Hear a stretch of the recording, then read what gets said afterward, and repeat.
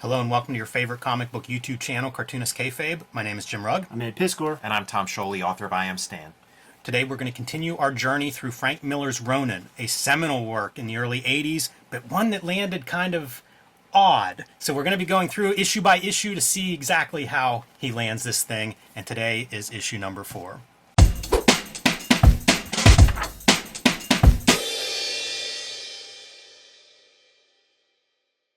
Before we begin, I want to remind everybody that you can catch us at Baltimore Comic Con September 8th, 9th, and 10th. It is a great show for comic book fans, so if you haven't been there before, come on out and make sure you wear your Cartoonist Kayfabe t-shirts and hats and fly these colors.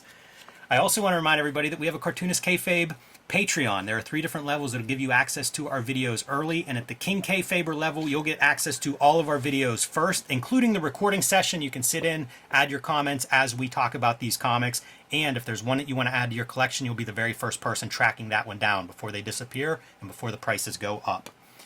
And with that out of the way, let's dive in. Frank Miller's Ronin, Book 4. Man, I was just on board. This is some of the first Frank Miller that I ever found, as we've established in previous videos.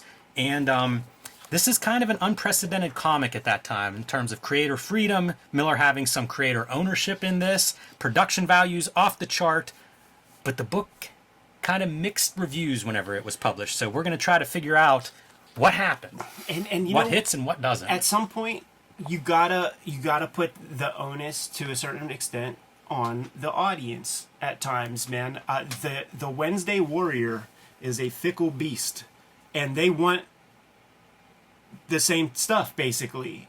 Even when like that New 52 came out and shit, there'd be so much rhetoric online, but they still bought it. It was like they were crying about having to buy a bunch of new canon or something like that.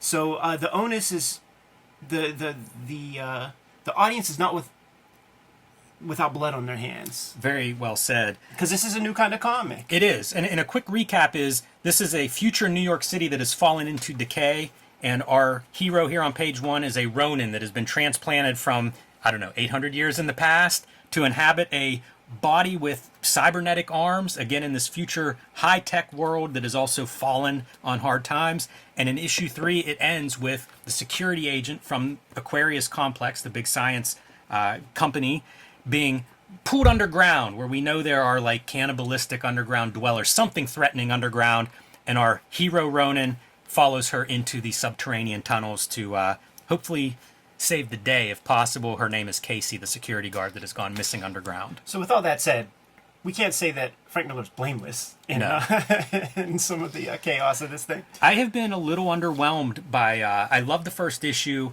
and issues 2 and 3, I was not as impressed with. That's interesting to me because, I'm so, 100% on board with this thing from start to finish. And even the thing of, how it was received at the time. I only learned about that in maybe the past 5 years. And to me, it's kind of how it was received back then is kind of beside the point. Who even cares? It's what's this thing doing now? It is a good point in that probably ahead of its time by a wide margin. Yeah. Because when it comes out, I think part of the when I say a bad reception is, this is an expensive book. This is high-end production. It's 48 pages. It's very atypical for a comic, and I don't think it sold the way they had hoped it would sell. Mm-hmm. So part of it not landing is it's a financial hit, from a DC Comics production standpoint in, say, 1983 when this is first published. Since then, obviously, there have been tons of editions and collections and artist editions. I'm sure it's turned out well, but I think that's proof, too, of it being ahead of its time. Audiences were sort of like, I don't know what this is. Yeah, the ahead of the time, it's just in terms of the merits of the work, it's the work itself. Right. Yeah. Context is not invalid. Some of the other books that were out at the time, you would have Raw with a Jose Munoz artwork that would have a kind of similar effect. But Miller is certainly pulling from heavy metal. Definitely. Mobius in particular. And, a little Goseki Kojima. But it seems like the further we get into this, we're going further toward the European and moving away from... In fact, even the panel account, right? That is far more than you get in typical manga. But, that's a Dark Knight. Yeah, it's going to be Dark Knight. And we have these black panels, which extremely economical if you're, the guy who has to draw this stuff, but just so effective in setting this scene. And then you're hearing all the voices. You only see Casey. And then once she makes that human contact with him, then you can start seeing him, because now he's sort of, a physical presence in the room where he was just a voice. Yeah, clearly that's kind of her point of view. And there's supposedly 3 of them in this darkness, but you see they've been stripped of clothing, at least Casey has, and it looks like Johnson has. But the third guy, Simmons, we're not getting Simmons' hands. So you get that sense of like, whatever's going on down there is unpleasant. And he's doing kind of the Joker thing. And I like the he that's got the lines over it and how it fades. Now, Jimmy, if we had any reservations about like what is going on with New York City there, I think it's very clear that Aquarius is kind of taken over the city. Absolutely. I'm trying to look on the earlier issue. This is very relevant too. That's like gray goo. Yeah, you see it. It's usually the same camera angle because you see the water towers and stuff. You could animate all these shots. Yeah, throughout totally. the I've seen series. it done. I've seen it done as an animated GIF for sure. Yeah, I bet that's a really interesting animation, because like one of the things we established with Aquarius is it's living biocircuitry. Like it repairs itself, it grows itself. It's kind of running its own show at this point. This is AI very, very early on. Yeah, and this is like, and AI out of control. This is it's nanotechnology too, and this is the end game of nanotechnology. It eventually will process everything on the planet Earth and just turn it into gray goo. There'll be a uniform gray goo that where human civilization used to be. Yeah, you can see whole buildings are being swallowed up. Varley's color palette is getting way more subtle and nuanced as these issues are coming out too. Yeah, it is interesting to watch that development. Something that we will we'll be playing more and more of a role as we get towards the climax of this story. And now we're inside Aquarius. This is the scientist who developed this technology. This is the guy who runs and owns this equipment, and he has been consumed by a demon that runs parallel with Ronin from the past. And he's straight up, Caligula or Caesar or somebody at this point with his nanotech crown of thorns. They've been very cautious to not weaponize this until he was possessed by the demon, and now they've started making weapons, which in many ways, like, I feel like this is the most relevant Ronin's been. Very relevant. Like, we get very scary. You think of AI as applied to weapon technology today. That's kind of what we're dealing with in the story at this point. Miller, when he's in Aquarius, he is using that like one rapidograph to give you that deadline and that hatching. And then using like circuitry as a form of hatching too, drawing all these like little circuits and circles and lines and stuff. Yeah, real shorthand for that circuitry, but why not? Like, what's biocircuitry look like in 1983? And then we get this great severe light source after all this kind of, green. Which, if you remove the color, it's another one of those Sin City panels. Yeah. We should say, too, the guy who developed the technology here for Aquarius is Casey's husband. Yeah, last time we saw him, he was in Embrace, maybe fairly impotent, not giving her the goods when they were in bed. And he is breaking down here. And this is the screen personification of Aquarius, Virgo. Which was copied in Will Smith's AI, or not AI, iRobot. They take the Virgo thing like one for one in there. This video is brought to you by the Cartoonist Kayfabe Patreon. There are 3 levels of support at our Patreon, and the King Kayfabers get access to our live stream recording sessions that make it possible to mitigate the kayfabe effect. They also get the videos before anybody else, so make sure you support the Cartoonist Kayfabe channel and get that early access. Ultimately, the videos are brought to you by the books that we make. You're looking at a healthy sample of our bibliography right in front of you. Jimmy's next book is going to be Street Angel, Princess of Poverty. It's coming to you in November. It's going to be a companion piece to Street Angel, Deadliest Girl Alive, in that it collects all of the material that was published prior to the Image Comics release. Jimmy also has Hulk Grand Design out there in the wild. Limited copies available. Make sure you get your hands on that as soon as possible. And the latest comic that Jimmy has right now, which is sold out, but he has promised to reprint this thing. True Crime Funnies, 3 nonfiction stories, including one that has a little something to do with some wrestling. Hip Hop Family Tree Omnibus is coming to you in October, just in time for the holidays, collecting all 4 volumes of Hip Hop Family Tree with 150 pages of additionals. Also for the holiday season is X-Men Grand Design Trilogy, which is going to include the out-of-print X-Men Grand Design works that I put together, about a 250, 260-page trade paperback. Red Room is the current focus. 2 trade paperbacks of Red Room are out there right now. The comic I'm putting out these days is Red Room Crypto Killers. It's going to be 4 issues total. 3 issues are out right now. The centerpiece for issue 3, the backup feature, includes the first appearance of the characters that I'm using in my daily strip, which I'm serializing on my Patreon. Tom's in the house with us this round. He's got the hardcover I Am Stan coming to you sooner than later. I believe it comes out in September. We did a big video on this, and you guys showed up in a big bad way and started to do your pre-orders. Make sure you get your hands on this. This is a definitive documentary on Stan Lee. And the paperback version of his Jack Kirby biography is coming out sooner than later as well. Now that we're done paying the bills, back to the video. And this is them watching Aquarius, like, building itself, building weapons, and just really taking over its own destination, its own agency. Yeah, riding on these speeder bikes. Return of the Jedi just came out, so...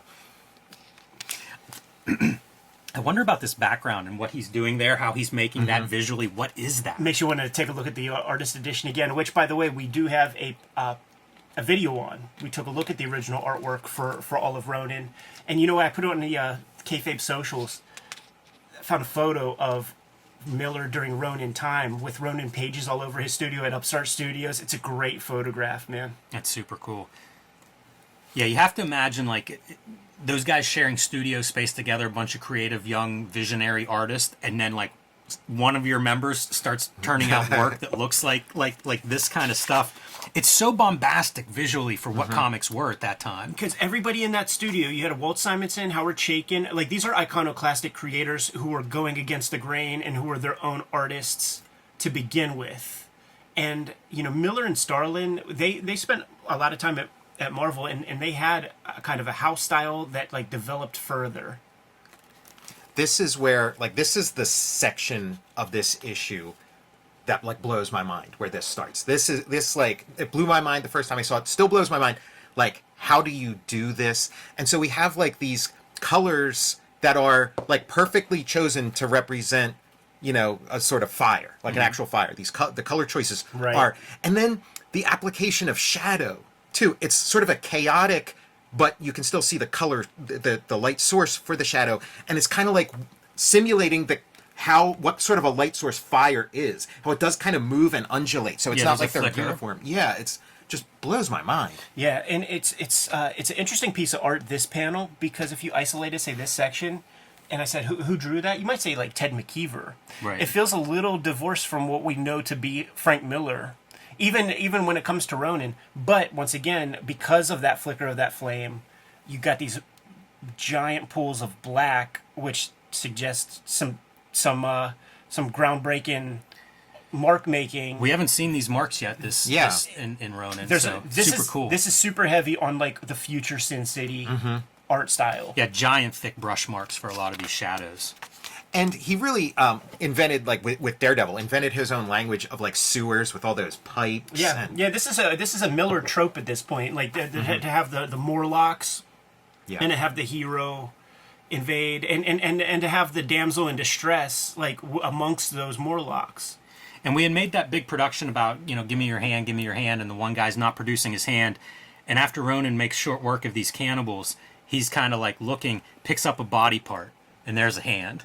You know, it's the hand that we've been talking about, which is, you know, pretty good for writing, I feel like. It's spread across a couple of pages, it ties back together, and it brings these two different parties ultimately together as this scene, you know, cross-cutting, but eventually we're going to run into each other. The rhythm gets so interesting, like, right around here. These, like, really kind of cinematic, like, storyboard almost moments, and then you're cutting into other stuff, and then you're cutting back and forth with this sort of Aquarius story. It's really interesting. And with this stuff, it's Lynn Varley, she's got work to do, so she's giving you 2 different palettes, but it still looks good as a whole, you know. But it's very clear when you see the hot colors that you're following the Ronin.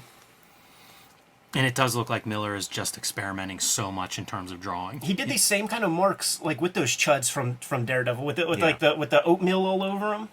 The going between like the darks and the lights not being clearly foreground or background or middle ground is pretty wild to me from a visual standpoint. Yeah. And this is it's readable, but it's kind of chaotic, kind of messy. But this is actually, if you're gonna go messy, this is kind of a good moment to do that, of Totally, these like it's- zombies. and- Exactly. Plus, you're underground with no real light source. You have a flame that's flickering, and you have a lot of darkness. So Yeah. maybe we shouldn't know exactly what's going on everywhere. And again, with the hands, it's almost the motif throughout this whole issue so far, and the hands taking over completely and blocking out the light. This is such an effective page turn. Like, hit it, and then then- it's almost like your pupils Yes, start to the light. pinhole. We have our creator now is like under, kind of locked in. You know, like they're a little bit worried about what he's doing, and he's still trying to talk to Virgo and get this under control and trying to figure out what exactly happened, because Yeah. things have gone off the rail from the beginning of issue 1 to this point, and so he's getting Virgo to like, this is basically expositional recap. So good for a new reader, maybe good for us. Kind of makes sense within the story, because he discounted the whole samurai Ronin story in the beginning as like, so what? That's just weird, made up stuff. But at this point, something has definitely changed, and he's getting that whole story again. I think this figure drawing is some of the Yeah, Mobius or something. Yeah, but probably like the most elegant. You Yeah. never think of the word elegant when you think of Frank Miller. Yeah, the drapery and everything, and the pose. Yeah. Casey was like the Philip Marlowe detective of like the past few issues. Now he's the detective. He's like, putting all the pieces together, getting his cigarette out. A very strange fashion choice for the shoes. A Yeah. cross between slippers and flip-flops. Just the big toe. Yeah, the toe is what holds it in. Yeah. It looks like maybe 2 toes go in there. Kind of a futuristic piece there. This drawing, when I first got hold of this comic, this drawing was a revelation to me, because when you're a kid and you're drawing characters, like, you really aren't observing the human figure so much. So we all draw the legs going straight down, but to see this kind of S curl of the body and how it's balanced, it's really the first time that I paid attention to that, because when I saw this piece, I'm like, that feels like it's really standing. I was like reverse engineering that figure. So like, divorced from like the circuitry, all that shit, just the pose and the balance of it was very, very important to me as a kid. And of course, when you notice this stuff and then you adopt it in your own drawing, you take it too far and everybody has scoliosis or something. Yeah, you get some interaction here between the guy who's running it and Look at the printing compared to the trade paperback. It's like very dark, like on the neck and stuff. yeah, it makes me wonder about that, because if you pull in, let's look at 3 of them. Yeah, mine's like the most recent printing of it. Yeah, you can see a lot of variation, and I can't imagine that they're doctoring colors for this edition because it's very close. Yeah. I would guess this is just variation of printer. Yeah. Yes, some of the black in my version here is pretty weak compared to like my original issues. Yeah, very saturated. We often we've been talking throughout this about like, when's Lynn Varley get to see printed pages that then she can adjust, and apply to the issues going forward. And at this point, issue 4, I would guess she has seen some. Yeah, she never goes crazy with this comic. That comes later. It's more about like having more colors at her disposal for this project than like doing noodly Lynn Varley stuff. And Virgo's been like this benevolent figure like through the series up to this point. Now she's starting to show kind of a dark side. She puts this guy up to spying on his boss with the promise that he might get to be the new boss. Yeah, and his name's Gibbons. Gibbons, I yeah. think that's kind of curious. Like, is that a reference to Dave Gibbons? Were they friends in '83? It's gotta be. I mean, or peers at least. And so here's this shitbag recording this whole conversation we've been seeing going on. Which we believe, or at least the characters believe, is not being recorded. Yeah. Tough for them. And there's our demon stand-in. Pretty easy transition to do the same pose and be like, this is actually who this guy is. Yeah, reinforcing that. It's been a while, I Good think, visual. since we've been reminded visually. We haven't that seen he's that the demon in at least an issue. And worth noting that Frank Miller does still have a little stank of the Jim Shooter era when it comes to his writing. Like the first time that in this issue that Ronin is mentioned, they explain what a Ronin is in the dialogue bubble in the way that Jim Shooter would want you to do. That's happened every chapter up to now. Yes, and I wouldn't be surprised if that's some DC editorial too. You're putting out a strange book here, so they're probably trying to keep it in something they can sell. The idea of a Ronin was kind of like we take it on face value now, but it was kind of like, okay, what is that? I might know what a samurai is. What's a Ronin? You know? Yeah. How about this for a 2-page sequence without any words? Great Just sound rhythm. effects Yeah. here. It's a Dave Lapham grid. Gets into that nightmarish area, but we also see Casey fighting back against her captors. So some agency on her part as well. First person point of view shot. See, I say that because it's close to my heart right now with some stuff I'm working on. Great stuff here. And here comes one of these zombies running out of the darkness. What's he running from? What's scarier than an underground cannibalistic human? Somebody with a sword who knows how to use it. Cuts him in half. Yeah, you get the glint of the sword, this little red slash, and then the reveal of the hero as the guy's getting split in half. It's just amazing. And then back into the darkness. I love the retreat, because like you see that so rarely in comics too, like something moving backward. Like you could see a guy coming at you, but a guy moving back into the darkness, you know. Ed, it makes me wonder if this entire 5 panels is a point of view shot, because Yeah. then we cut to Casey clearly looking at this action. So in a way, that's another one of those point of view shots. This reminds me also of the issue 1 manga layouts. The drawing style is very different than that, but I feel like maybe the concept layout wise is something that Miller's still trying to work through and incorporate. Right. Especially when Ronin's being really in like the samurai glory, at least in the action side of it. Yeah, this is like the 2001 HAL 9000 kind of stuff, going up against the computer. And Yeah, exactly right. And those speeder bikes you're talking about, Tom, earlier, feels like that is clearly what we've got here. And we clearly have American flag Yeah. influence straight from Howard Chaykin with this sequence here. Also, he's achieving this depth with white Zipatone dots on top of his line art, which once again, we have an artist edition video for Ronin that we did where we really explore that original artwork and all the methods and materials that went into it. So make sure you check that stuff out. But dude, like it's shades of what's to come, Yeah. dude. Story-wise, it's a cool development too, because it's like the guy who they were spying on died in the same accident that the guy who was doing the spying. So like Virgo's like covering her tracks. You know, she's doing like a Game of Thrones kind of thing of like killing the guy that was doing the spying for her too. And only identified by their dental fillings. I wonder what like the first incidence of that in like fiction was, because I feel like it is maybe like a Very 70s, popular. 80s thing. Yeah, it's you know? become very But- popular. Or if it was earlier than I would bet you that's Sherlock Holmes. Oh, okay. Interesting. All right, back underground, and now these cannibals are not sure Love all this stuff. what's going on. Yeah, this is your action stuff. This is kind of like your Daredevil 2.0. If you're coming here as a fan of Frank Miller's Daredevil, this is going to be as close as you get to scratching that itch in terms of action. And yeah, how do you communicate a guy backing up and he's just communicating really well and into the darkness, and then what happens once he's in the darkness? You know, is I'd so say interesting. go watch Glimmerman. You want to see How about that for a first person POV Yeah, so shot? great. Like just like how do you have the like he's in the zone, you know? Yeah, and he's using he's playing his hits, dude, where he's tossing that sword. We seen him do that one time. It's so great too because Casey knows what to do with it. It's like they've been working together here. Yeah, you know, it's Daredevil and Elektra. without any Right. verbal communication. It's like now we both got swords and we can cut these guys up from both sides. Superhero sex, man. Once again, you remove the color. This is a full Sin City page. Yes, and it's really cool to go from this kind of lighted figure to the silhouettes. There's a lot of dark color added to that panel, but if you see that in black and white, it's pretty striking, the black-white balance across the spread. I mean, this is Lynn Varley. Like she has fully arrived with that piece, but for most of the rest of the book, we were just going to get her application of like kind of flat color. This is our 300 Linvar. Yeah, Exactly, You know, it's yeah. like something that we're going to see 15 years down the road. Yeah, the covers of Big Fat Kill and Beyond and stuff. You know, Yellow Bastard, all that stuff for sure. Just interesting contrasting this with like the last time we saw this guy in this situation where it was so like light and colorful, and now it's like dark.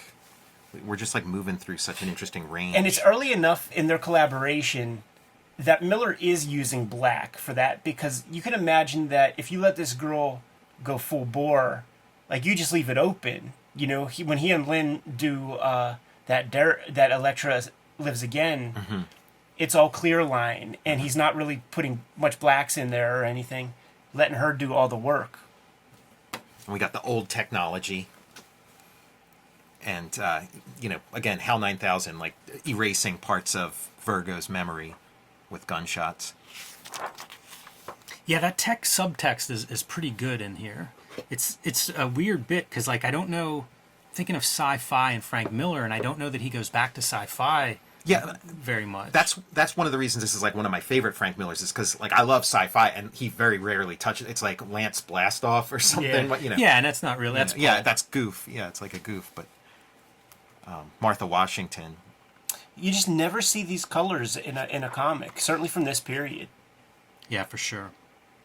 You see him mirroring like page layouts and stuff across spreads. I think he's clearly working spread-wise all throughout this book. Yeah. Which probably was something novel and new compared to a monthly Marvel DC book that you have no control over where those ads are going. Can you go back just one real quick, man? One of the things I like with these kinds of spreads is you have your like introductory sequence to move you into it, and then you have your exit panel that is full bleed, which creates a nice unit as a 2-page spread. And it's amazing to watch them opening and closing eyes. It's a detail that you just don't see here, but you would have like film editors talk about that at length. Yeah. Wonder what Miller's thinking with those moments. This is great. Like, just the way these read as animation, and then reading in with this guy, and then reading as like, now he's gotcha. And so, got this like really scary repeated image of this demon. Yeah, and it's almost that cartoony thing of like, no, yes. And imagine Bugs Bunny yelling back and forth with Daffy Duck. Yeah, and once again, like that duotone board is shot on film because you could see the undeveloped lines and stuff. So it's not reduced to black and white line reproduction. It's a really beautiful aesthetic, and it's like, oh, let's see a whole comic like this. There's a lot of parts in this book. Yeah, and the way that you could tell also is like the black of the gutters is different from the black of like these panels. Like if you look really, really closely. That black in the gutters may be from the green. I'm so curious about all the stuff that they're doing. All right. Because some of this stuff really is experimenting in ways that we may not even think about. You know, like let's print that black with the yellow over top of it to separate those two pieces. Right. So we were talking about superhero sex and stuff. Here's like an actual sex or an actual like love scene, like actually in a comic, which you couldn't have done in Daredevil or something. Yeah, I feel like specifically the famous Steranko Nick Fury sequence is at the front of his thoughts. Yeah, same layout. Yeah, especially in the beginning whenever we have our sword here in position. Because before it was put the gun in the holster, right? Like that's the famous Steranko story. Put the sword in the scabbard. But she's tensed, possibly for combat, possibly for war, and then she relaxes the sword, and now it's just... Which that's a move, like you don't want to get grabbed too hard with that fierce of a hand. And just, close up. And then we have, like, the Gustav Klimt reference.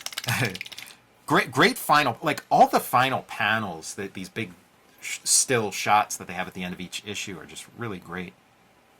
Imagine the smells of those bodies, dude. Like, they're deep in the sewer, man, with your body fluids juicing all over the place. Thanks, and this Ed. stuff I on the wasn't wall. thinking about that. That's some foul-ass shit. Well, that's the benefit. That's why they haven't invented smell-o-vision they're yet. getting Nobody COVID, wants it. They're getting COVID 2040 with that shit. and crossing this. But we got the swords crossed. We got a sword in the scabbard, a sword out of the scabbard, and... Yeah, that's your end of issue 4. So we've kind of unified the two... I don't know, fighters, the two that are maybe the best hope against this rogue demon in Aquarius. And the various threads of the story kind of start to come together, and we start to sort of set the stage for possibly questioning what we've seen up to this point. This is very steeped in that Mobius aesthetic, but I promise you with book 5, we're going to bring back some of that Goseki Kojima kineticism that you see kind of right here, the frantic brush strokes hatching and shit like that. Like we're going to get a samurai romp. My favorite part so far has definitely been the mark making that Miller brings in. Even on this cover, you see the difference between like these fine lines. I think we call that screen door inking versus the inking behind him, and the eyebrows still another piece of that visual. So it's been fun watching that part develop for sure. Yeah, and this is such a necessary book for his career because he is just putting down so much stuff on the page that he never had the opportunity to before.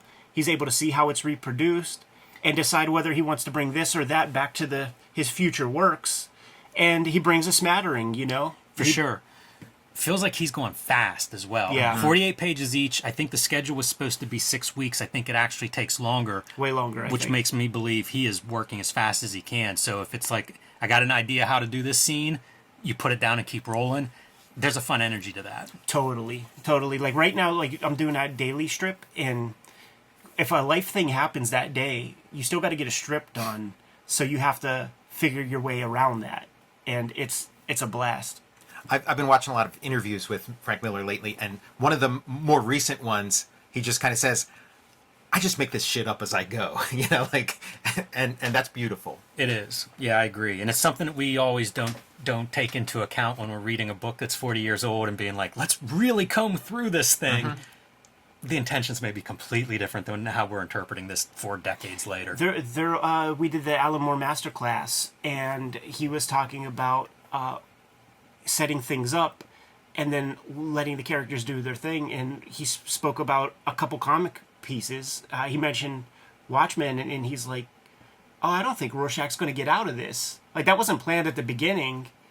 At a certain point, that was just the logical conclusion that a maniac like that isn't going to be allowed to survive this.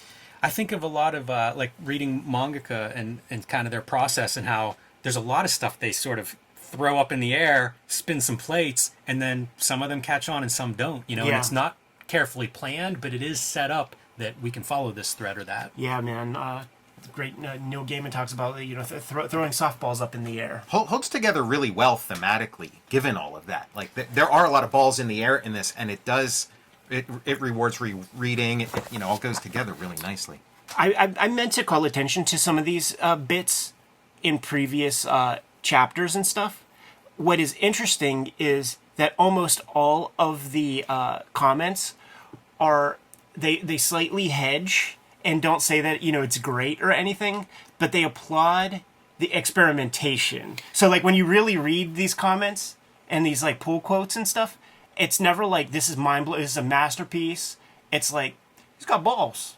He's got a lot of nuts. I think ultimately that's the takeaway of this series. Like, the legacy this series has on comics is that, you know, it's better paper, it's better production, it's not being held to the 20 or 22 page count. There's all this stuff that comes out of this that the entire time I'm reading comics is there.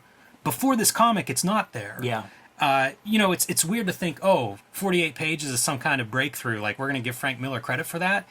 Well, it didn't exist before then. Right. So give credit to somebody. If he was the first guy to really make that a popular format, we've read 1,000 books like that. So there was a lot of groundbreaking that did go on that other people then applied that kind of creative freedom or those lessons to, you know, the next step in evolving comics as an art form.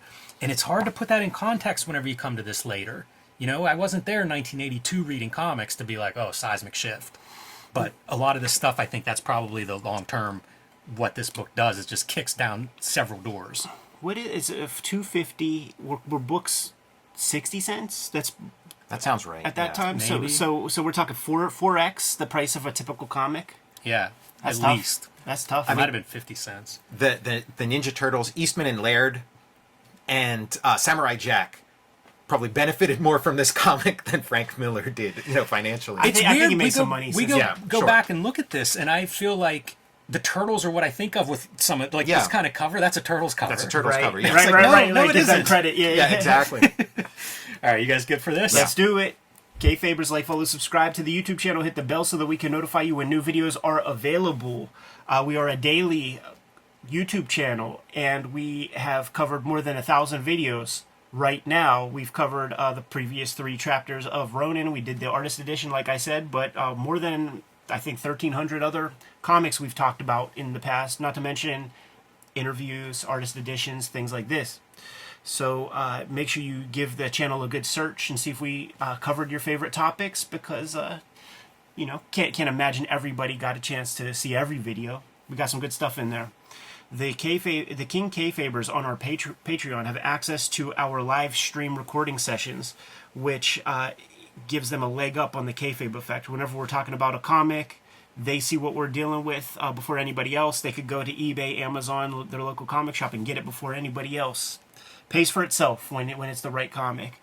ultimately, the videos are brought to you by the books that we make, and the Hip Hop Family Tree Omnibus is coming to you this Christmas. Actually, due to come out in mid-October. It's going to be collect all 4 volumes of the Hip Hop Family Tree series that I've put out so far. 150 pages of additionals, and a lot of artwork was created specifically for this book alone. So make sure you get your hands on it. 10-year anniversary of Hip Hop Family Tree, 50th anniversary of Hip Hop as a Culture. Not the only holiday effort to come out. There's the X-Men Grand Design Trilogy trade paperback that is due out in November. It's going to collect all of my X-Men Grand Design work, and some of those volumes are out of print to date. Red Room is the current comic that I'm working on. Crypto Killers is the new series, but there are 2 trade paperbacks, The Antisocial Network and Trigger Warnings. But the Crypto Killer stuff is going to be 4 issues. This 3rd issue right here has this backup feature called Latchkey Kids, which is a proto version of my daily strip that is now called Switchblade Shorties. And it's the first place you're going to get to read their adventures before I serialize those comics online. But I am serializing these comics to the people on my own Patreon as early adopters. Tom, what do you have? I have the softcover reprint of Jack Kirby, The Epic Life of the King of Comics. I have the all-new I Am Stan, a graphic biography of the legendary Stan Lee. And August 28th is Jack Kirby's 106th birthday. It is or was the final order cutoff for Jack Kirby's Star Warriors, The Adventures of Adam Star and the Solar Legion from Image Comics. Ask your local comics retailer to set aside a copy for you. You can pre-order my next book, Street Angel Princess of Poverty from Image Comics, will be out in November, and will collect all of the Street Angel comics that are not in Street Angel Deadliest Girl Alive. This was out of print for almost a year, but it is back from Image as well. They'll make a nice set on your bookshelf. My latest comic, True Crime Funnies, 3 nonfiction comics featured in here, including 2 wrestling stories. You can read this in digital form from jimrugg.com or patreon.com/jimrugg, and a new print edition will be out this fall in time for the holidays. You can also pick up Hulk Grand Design before these are gone. They are sold out at the distribution level. Hard to tell if they'll be reprinted or not. Probably not in time for Christmas if they are. So pick this one up if you haven't already before it is too late. Not the only way to support the channel. Jimmy, what are the other ways to handle that? You can subscribe to the Cartoonist Kayfabe e-newsletter at the links below this video. You can also find Cartoonist Kayfabe t-shirts, merchandise, hats, stickers, and more at our spread shop. That link is also under this video. There you have it. Many ways to keep the Cartoonist Kayfabe channel coming to you on a daily basis. Give them those marching orders, Jimmy, and we'll be on our way. Read more comics.